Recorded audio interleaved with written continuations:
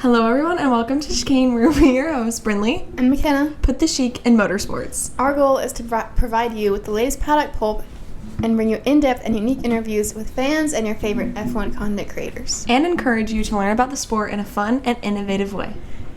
We hope you stick around and enjoy this week's episode, and if you haven't already, make sure to check out our introduction episode to get to know more about your hosts. With that, let's get revving. Woo! Girly Pop. She's reaching for everything. You can't see her, but she's sitting in my lap. Okie dokie. So, P1s and DNF for this week. Alright. Okay. I can't think of any DNFs. There's nothing really sticking out to me for either, honestly. I'm really excited. I'm going to one of my friends from high school getting married this weekend. Aww. And so going to her wedding, super, super excited to celebrate her. And then, yeah, I'll start with that. Okay. I'll do DNF first because I don't want to let it end on like a sad note. But my art professor passed away this weekend. It was very unexpected, and I was close with him. He was my own, like pretty much my only art professor at my college, so it was hard this week. But for P1, we did our interview this week with Chloe Grant, so if you haven't listened to that episode, you should definitely go check it out. Learn about what she's doing right now outside of F1 Academy that she did last season and everything. That was pretty fun and a cool experience, so that was probably my P1 for this week. Yeah, that was really, really awesome. She's really funny too, so highly recommend that you watch that episode. As for paddock pulp, we don't have a lot of secure news this week. A lot of it is just rumors, speculation. Some of the rumors that we've seen are that Mick Schumacher is going to Alpine next year, so that'd be interesting. I would love to see him on the grid again. Yeah, I think in a different car and a different team would be very interesting to see how well he works with them. And then rumors that Checo Perez is under contract extension with Red Bull. The source said that Red Bull offered 1 year contract extension, but Checo wanted 2. So there's been some debate on which of those we'll set. Yeah, negotiations are ongoing. Yes. And then, do you want to talk about that or later? We can talk about it now. We have some really exciting news. We're going to have another Leclerc on track this weekend. Unfortunately, it's not Arthur. It's actually Oscar Jack Piastri Leclerc himself. If you are not chronically online, this week, well, actually, this is an ongoing thing. Oscar tries to find his ancestry at any track that he visits for Formula 1. He's 1/16th Chinese, right? Yeah. And so he was like trying to find my Monegasque roots. And Charles replied and was like, I can adopt you if needed.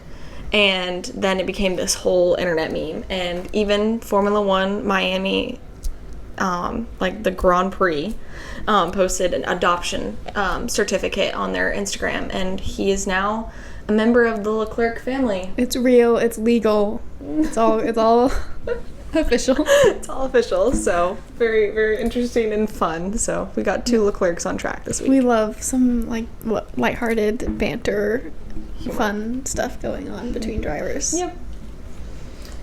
All right. So how did our predictions go? So for the podium, I predicted that it would be Max, Charles, and Carlos. I wanted that Ferrari double podium. I got pretty close, I would say.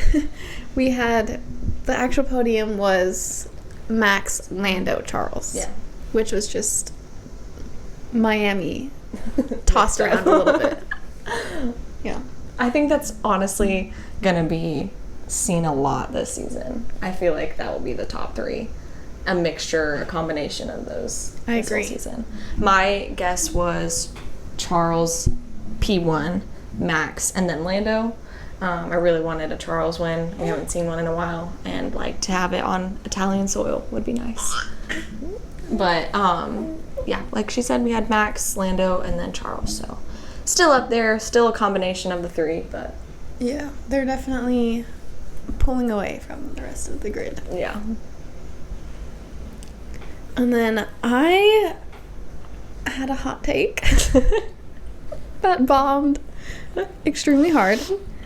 But I said that we'd get Pierre in the points, and he was P16. Sad news. I gave him a chance. You did. So, you know. Yeah. I said Logan points. Still not happened. I said a new contract would be dropped, like breaking news. Still haven't heard anything about that. And then I said V-Car points, which I got half correct. We got Yuki in the points at P10, P9 or something like that. And then Danny was just outside the points, so I got half of that.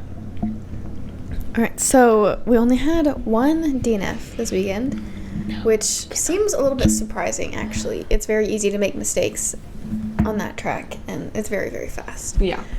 So I said we'd have a double Mercedes crash and that a car would just not make it to the end.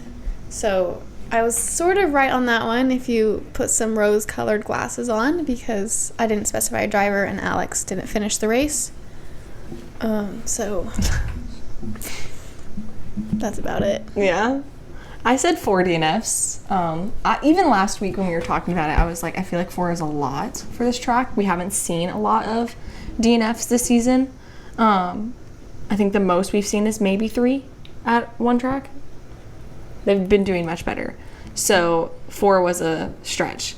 But I said Mercedes as well, taking each other out, K-Mag and Stroll. So I was not right in any regard. Yeah. But it's fine. So, how'd you think of the race? It was a bit uninteresting, Yeah. to be honest with you. I watched the whole thing, but like lap 20 to lap 50, I really wasn't watching. Really? I wasn't paying attention, I would say. Until it was like lap 53. No. 50. There were 63 laps in the race, right? I think so. Probably from about lap 50 to the end was when I was like really watching. Other than that, I was just kind of like, Yeah. it was just on, and I was like Yeah. listening around for if anything interesting was happening. Yeah. I was kind of the same. I got up, watched it live. I was surprised at how well everyone did. Turn 1. No crashing, no connecting, not connecting. I was surprised Colliding. at that too, because Yeah. in F2 there were like 3 cars got taken Oh my out gosh, right at the did you see beginning. that video? Yeah, I watched the F2 race. It was It was a lot. But yeah, I'm kind of in the same boat. It wasn't a very interesting race all around, except for the last like 15 laps when Max and Lando were actually fighting each other for P1.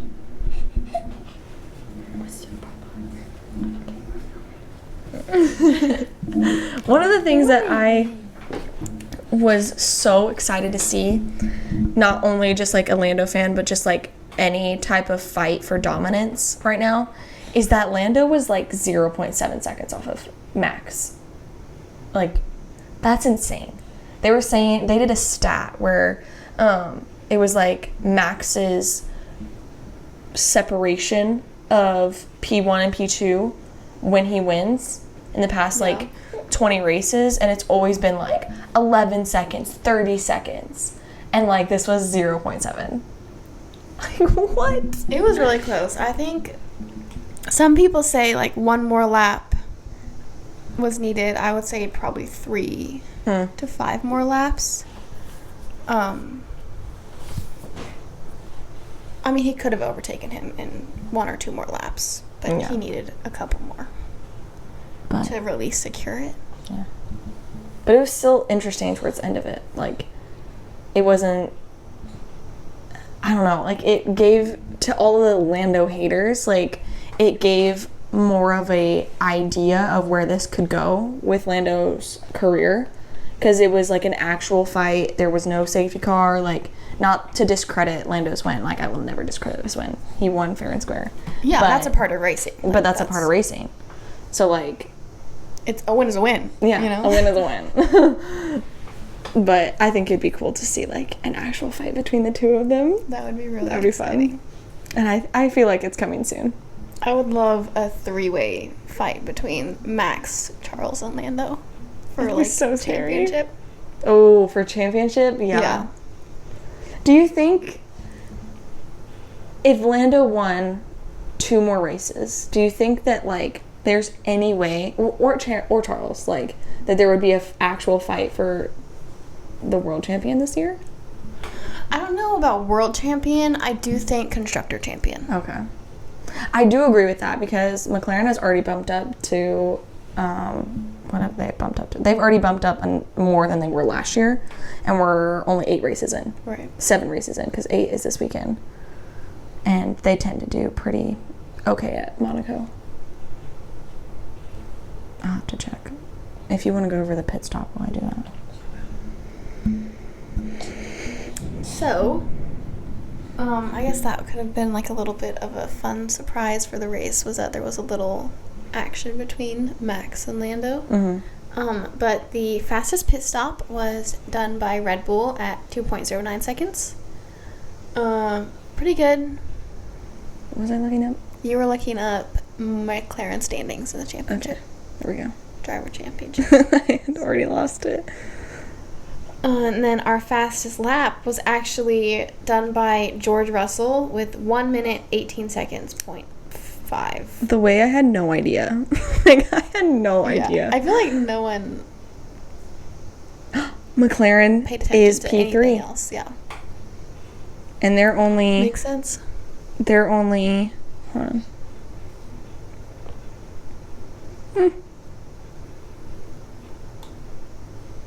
58 points behind.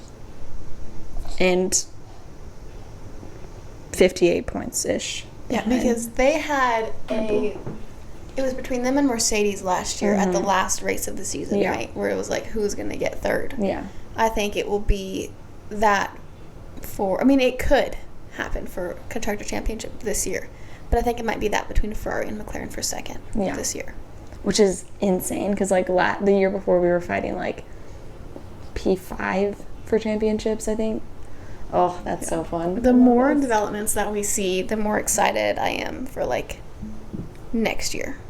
Girl. Because so many people, I feel like, are figuring it out right now. Mm-hmm. And so they're going to have it figured out, and next year I feel like is going to be really interesting.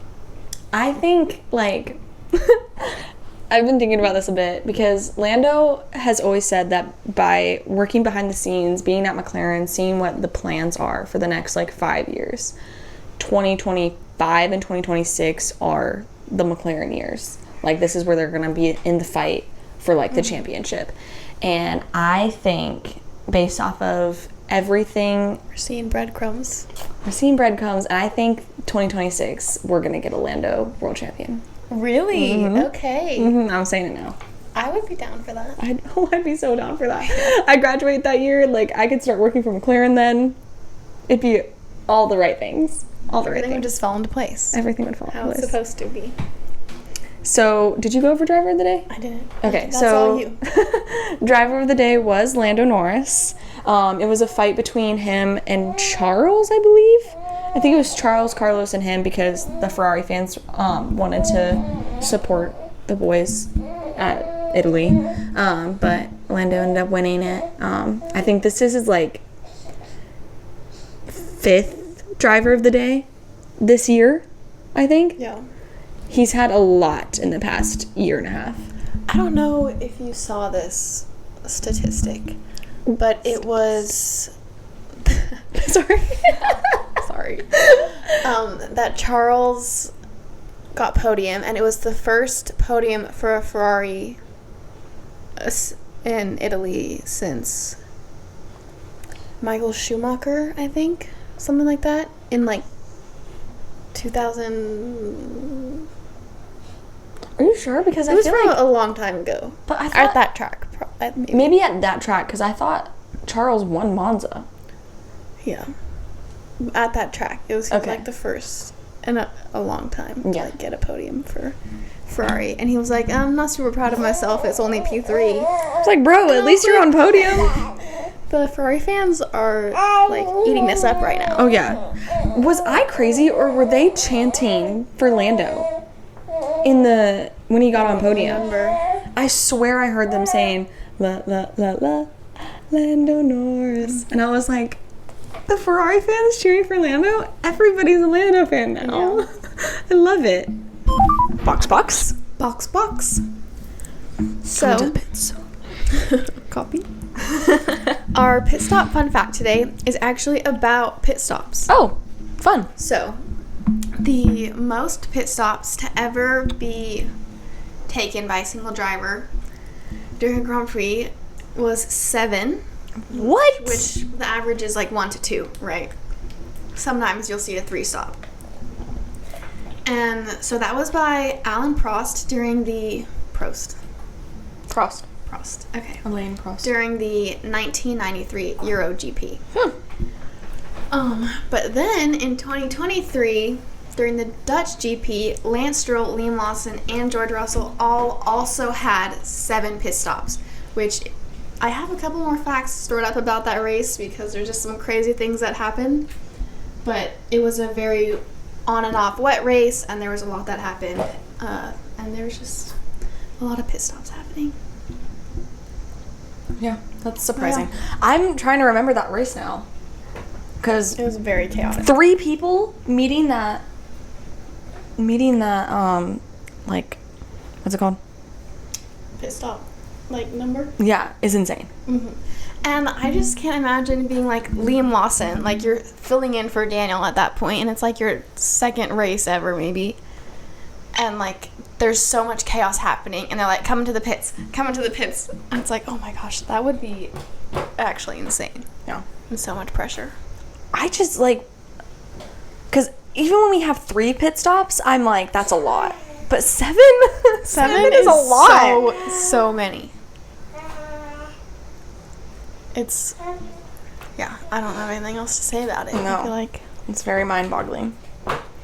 All right, so now we're getting into the preview of Monaco, because Monaco's this weekend. So the circuit is Formula One Grand Prix de Monaco 2024. The location, so like we just said, we're at Monaco. Oh, I was going to say one thing that I was thinking about earlier. And Monaco is such a small country. This event is like a national event. Oh, I know. It's like this is a national holiday for Monaco. And they have like a historic GP setup like before the weekend, like this week that's happening right now. They have it before the actual race. So it's like a 3-week long event. Yeah. But okay, so anyway, great. I don't know what's happening. We're a little giddy. We're a We've little- gotten some good feedback on some Yes, stuff. yes. We were going over the comments and the most recent YouTube video with the interview, and there was some comments left, and they were just so kind. I posted it on the Chicane Instagram story, so just Y'all are so sweet. It's making our day. yes, we appreciate all the love and support. But okay, so welcome to the 8th round of racing. Straight after Italy, Formula One is in Monaco this weekend. An iconic track in many ways, a street circuit surrounded by structural and decorated buildings. Circuit de Monaco passes through the Monte Carlo Casino, and this track lines up right next to the coast, so drivers zip past a yacht-filled harbor. It is one of the oldest tracks in the world, while also being one of the most challenging, which we'll get into later, but it always provides some excellent and exciting racing, so really, really pumped for this weekend. Okay, so for Central Standard Time, like us, you can go along with the time I'm about to say, and if you're not, check your F1 TV app, or F1 app. Mm-hmm. So practice 1 is at 6:30 on Friday, and practice 2 is at 10 a.m., And then practice 3 is 5:30 a.m. on Saturday, while qualifying is going to start at 9. And then the race will be at 8 a.m. on Sunday. So that's not bad for us Americans. I will be at church at that time, so I'll have to watch it later. But, yeah. That'll be fun. Just have to knock it on my phone. Yeah. As for the length, this track is 3.337 kilometers long, or for the Americans, 2.07 miles long with 78 laps. So this is a longer race-ish. Yeah. Usually a lot of laps. A lot of laps, yeah. So shorter track? Yeah. Shorter track, longer laps. And then we have 19 turns and 1 DRS zone and then 1 speed trap on this track. So for some history behind this track is the second oldest to have joined the F1 racing schedule. It's second to Silverstone, and it joined in May 1950. However, the track has been open to racing since 1929. Yes, I saw that. Yeah, so since its F1 debut in 1950, the majority of the track remains the same aside from like minor adjustments over the years, but it's hardly ever really touched with. It's an iconic track from both its history and its scenery. The track is quite tight, minimizing the ability to overtake. And a fun fact is, in 2003, there were no passing moves made in the whole Grand Prix that weekend. Wow. Yeah, because of how tight it was for the drivers. Crazy. That's weird to think about, too, because that's where most of the action happens. Like, the only overtakes happen when someone pitted. Yeah. With the track being in the heart of Monte Carlo, drivers will pass the Monte Carlo Casino, the Hotel de Paris, and even race through a tunnel, spitting them out right next to the harbor. Ayrton Senna, who will be honored by McLaren and their drivers this weekend, holds the most race wins at the circuit at 6 victories, 5 of those being in a row. This race has been on the F1 calendar since its debut, and it will be here again for a couple more years. So, last year, if anyone takes a quick... Excuse me? If anyone wants to take a quick guess about who got first, now's your chance. Max? Correct. Surprisingly, we had Max, Fernando Alonso in his second place era. Really wish that would have lasted a little bit longer. And then a little surprise was Esteban Ocon got third place in the race. Esty Bestie, he was so excited. I remember was such a fun watch. I was watching it and they were like, "Oh my gosh, Esteban Ocon's gonna be on podium," and then he got up there and he goes, "Esty Bestie's on podium." He said that. Am I making it up, or did we have rain last year? I think we did have rain. We did, because it screwed up McLaren strategy. Mm-hmm. And then last year we also had 2 DNFs, which were Stroll and K-Mag. Yes. As for the lap record, you had guessed this a minute ago. The lap record was set by Lewis Hamilton in 2021 at 1 minute, 12 seconds, .909. So a pretty fast lap at a hard track. Yeah, that's pretty good. I guess that does make sense because it's a little bit shorter than other laps that we're at. Yeah. But, like, that's another thing that I keep thinking about, because I think the last 3 races that we've seen, Lewis has had the lap record at. And it's always Lewis and Michael. It's Lewis and Michael. And I think Max is the only one who has set a lap record at Miami, but it's only been here for 3 years. So not much to work with. Not much to work with. But I think that kind of just stands in the face of all the haters of him. Like, people are always talking about how he's not dominant now, but there can only be so much dominance for a certain time before something changes. Right. And Sebastian Vettel. Yeah. Like, even Michael. Like, Michael had his era. And, like, to see that he has set so many lap records at tracks that still haven't been beaten by the dominant Rainer right now, like, it's hilarious to me that you would, like, crap on a driver because they're not being dominant because their car is bad. It's like, do you know what sport you're watching? Because half of it's about the car and half of it's about the driving. Yeah. And how well you work with the car. Yeah. Because, like, you can even have the same car and it work differently for the driver. You have to learn how to adapt. You see that with Daniel and Lando. Lando fits so well with the McLaren and Daniel's driving style. And couldn't make it work. Oscar works well with the McLaren now, too. Yeah. Like, it's just, it depends on how everything fits together. But. Alrighty. Do you have a hot take for the race? Hot take. This weekend.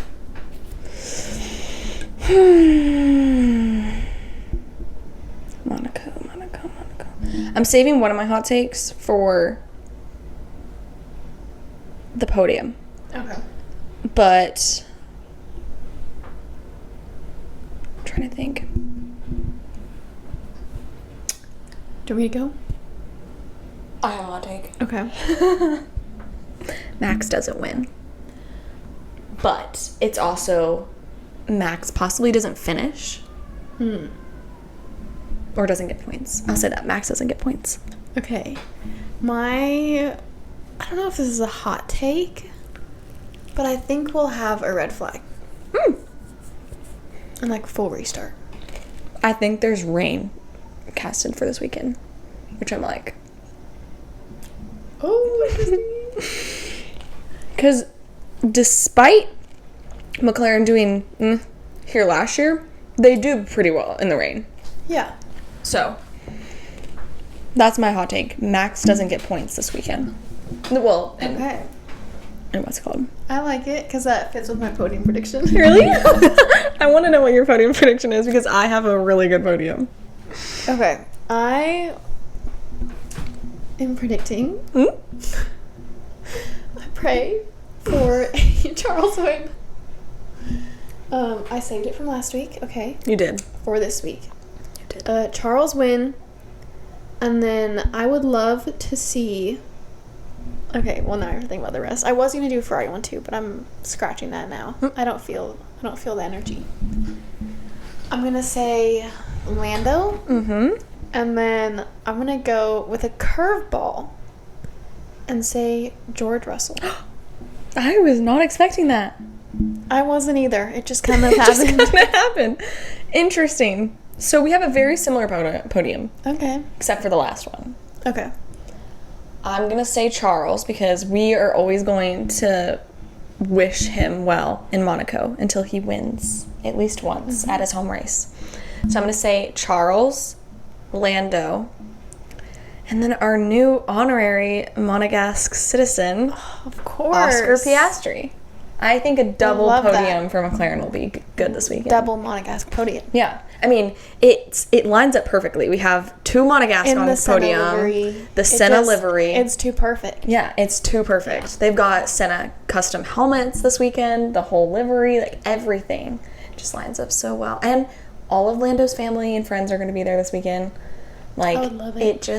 It fits. So I'm saying Charles, Lando, and Oscar on podium. I would love that. Okay. Tina? For DNFs, I am going to say... I don't know why I'm going to say this, but I'm going to say Fernando. I almost said that too. Are you serious? Yes. Okay. I'm going to go... I'm just going to go for 2. I was going to go too. I'm going to say Fernando, and then... I don't want this to happen, but I'm also going to say Yuki. If you would have said the other person that I was thinking, I would have been like, girl, what is on with us today? I was going to say 2 as well, but I was going to say Fernando and Joe. Oh. I don't know why, but I'm feeling it. Yeah. I don't know. I feel like they don't do well at the circuit, the stake team, so We'll see. we'll see. But I really hope that he comes up in a very stylish outfit this weekend. We haven't seen some outfits from him in a while, and him and Lewis are always competing with the king of outfits and the king of the paddock, Yeah. or whatever. Fashion Kings. Fashion king of the paddock, so would love to see some more outfits from him while he's here. Yeah. Do you think he's getting a contract for next year? I don't know. Because neither... Oh my gosh, I forgot. Hulkenberg's going to be there next year. Probably not. Yeah. I feel like... I don't know. Like, the best way to say it is I feel like he hasn't done good enough to get himself a contract, but he hasn't done bad enough to not get a contract. Like, he's just... they're kind of doing well. Like, it's nothing, like as much as stands out about his performance where it's like, oh, he's definitely not getting a contract, or oh, he should get signed. It's like as much as we love Logan, like, he's not, like, doing as bad as Logan is. Yeah. That makes me sad, too. And there's so many people that I'm, like, interested to see where their career will take them after Formula One. I would 100% watch Logan in a different category. Oh, yeah. I see him in, like... Why do I get, like, rally car vibes? I got the same vibes. Like, endurance racing or even, like, rally car. Like, I see him doing that. Le Mans? That could be fun. And I'd watch him. I'd support him. We Floridians have to stick together, so. Exactly. Yeah. I don't know. I'm definitely interested to see if all the rest of the teams will wait until silly season, even though we've already had half of it happen. Like, I'm interested to see if we'll wait till the summer break to see where everybody goes for the rest of 2025. Because Carlos still hasn't signed. That was another rumor, is that he has unofficially signed with Audi for 2026.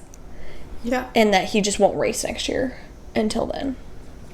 Yeah, there's been a lot of rumors going around about his contract. We kind of touched on it at the beginning. Like, he was in talks with Red Bull and then was on Toto Wolff's radar, and a lot of Audi mentions have come up. Well, the rumors for that one also said that he's already denied Williams, and it was another team.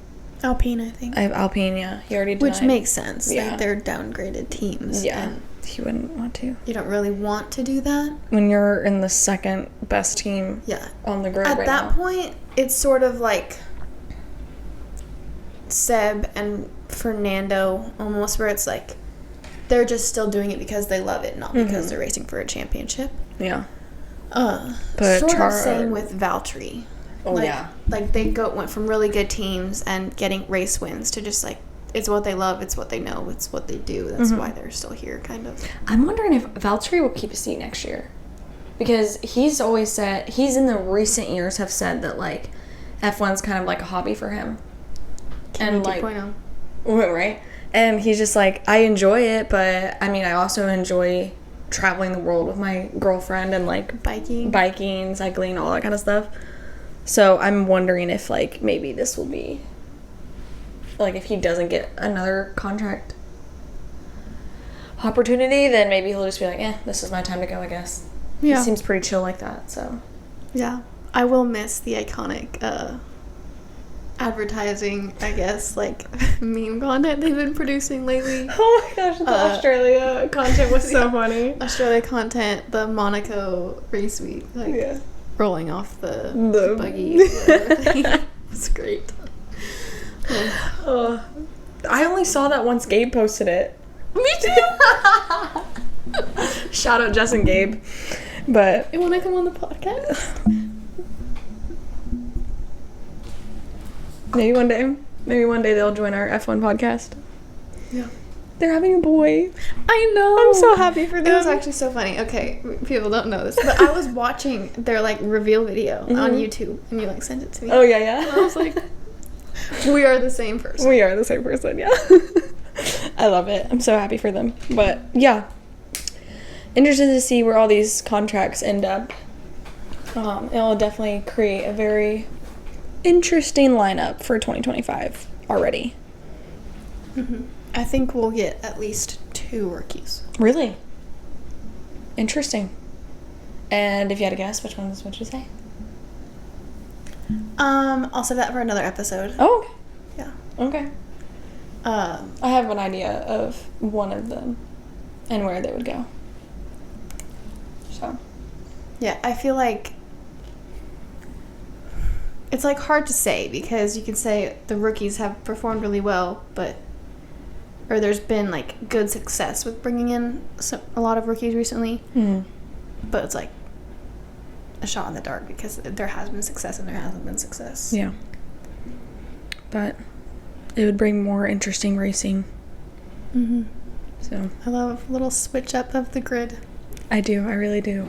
And getting to know, like, different personalities and how they work with teammates and teams and everything.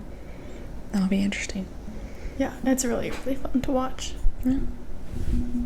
Okay, I guess that's kind of it for this episode. I hope y'all enjoyed.